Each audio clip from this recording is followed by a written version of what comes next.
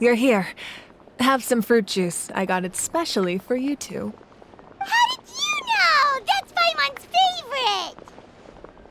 You look like you've still got questions. Ask away.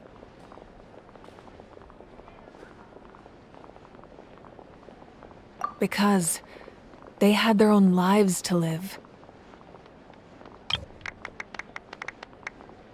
The thought of telling them, abandon your families and everyone you love, and come with me to the end of time, for in 500 years Natlan will be destroyed, it seemed too cruel. You could just as easily point out that everything in this world would come to an end eventually. But life is short, and beyond a point, it just doesn't seem real. Imagine if I said, let's leave right now, and go save the sun because it'll flame out in a few million years.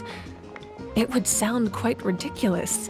I couldn't make them shoulder that burden with me.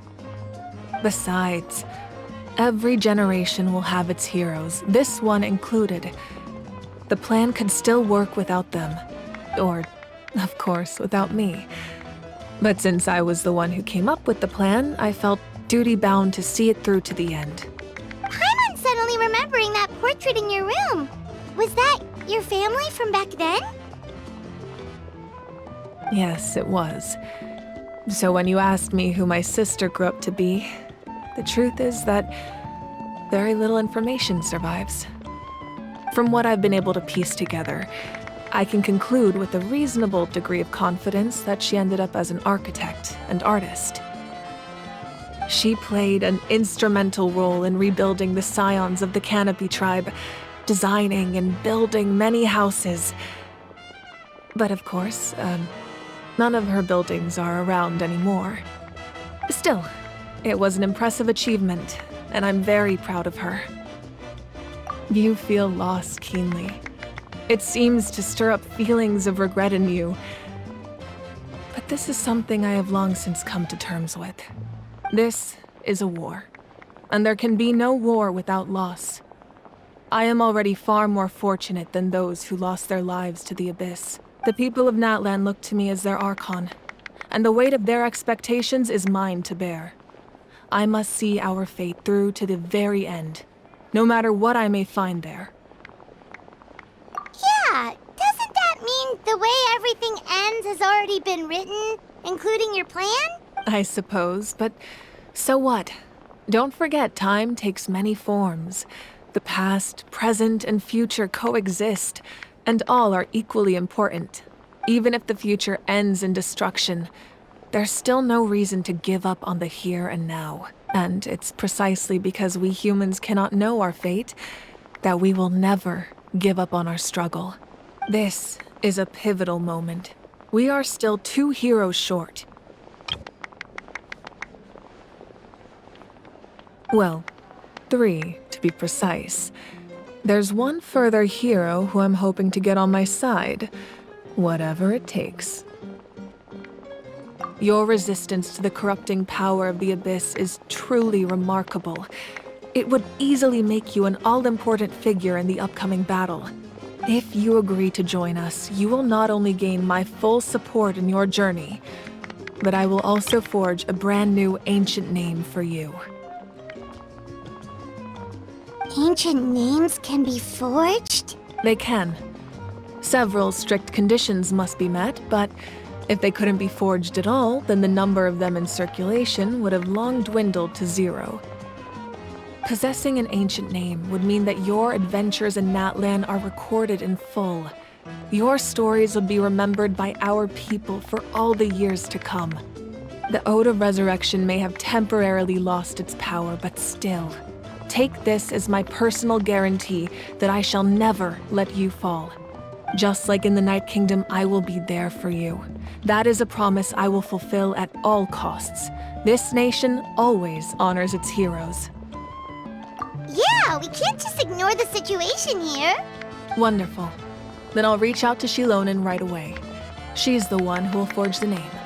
We've never forged an ancient name for an Outlander before, but I trust she'll find a way.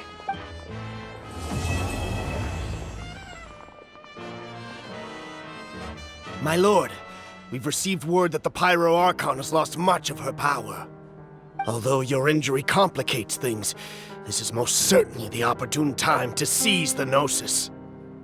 Victory and defeat are rules, not outcomes. I have never taken advantage of an opponent in a time of weakness, and I don't intend to start now. As for you, I must confess, I did not expect that little trick of yours to save the day. No matter how dense the fog, as long as the sun remains, we cannot turn day into night. She could have dispelled it. She simply chose not to. You don't have much time, and you're injured on top of that. What do you plan to do next? I'm beginning to see just how useful you may turn out to be. You heard something from here, didn't you?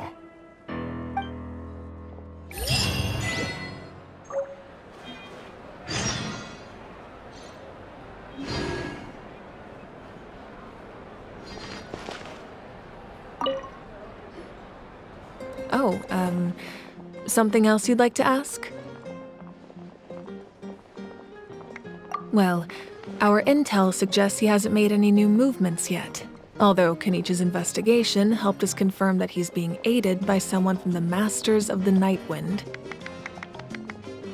I'm getting closer to narrowing down who that may be, but it's still unclear whether this person aided the captain out of willingness or coercion. If you learn anything about this during your adventures, please let me know. Oh, something else you'd like to ask? The Abyss is the most formidable enemy in all of Teyvat. In the beginning, it took failure and tragedy to even begin to learn how to fight back. All of the methods you've seen in other nations were developed based on experience and insight passed down over generations. We know them to work, but few of us actually understand why. It's the same for the method we use here in Natlan. Ever since ancient times, elemental energy has been one of our most reliable weapons against the Abyss. As for the principles behind it, I'm afraid you might have to seek answers from someone older than the position of Pyro Archon itself. Oh, something else you'd like to ask? That also comes down to the long-standing effects of the Abyss. Our people's survival is inextricably tied to the Wyab. But their power has its limits. They cannot offer our people the same degree of protection outside our borders. In fact, people who do decide to leave often suffer from memory loss and emotional issues. Everyone in Natlan understands this. That's why our people never leave without a good cause. Even if someone is left with no choice, the chief of their tribe must seek approval with the Wyab to grant them leave. And the Wyab have always been very strict about granting that approval, since extending protection beyond our borders means consuming power reserved for our fight against the Abyss. Still, there's no need to worry. The Wyab extend their protection to all within Natlan, including visitors from afar. Oh, something else you'd like to ask?